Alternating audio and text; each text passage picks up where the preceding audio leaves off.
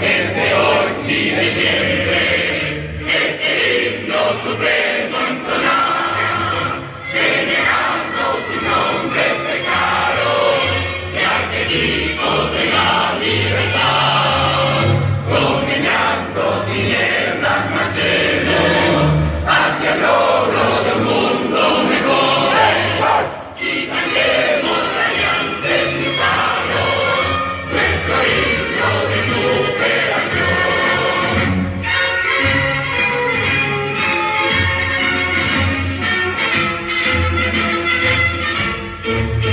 Estudiantes, soldados, bisoños, nuestro pecho bendito cubrió, y escribieron la historia admirable de una patria más bella y mejor.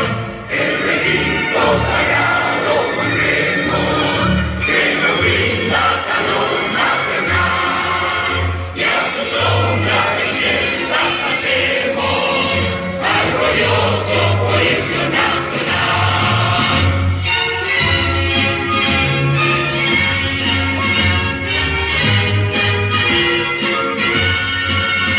Con los libros debajo del brazo y con ansia de gloria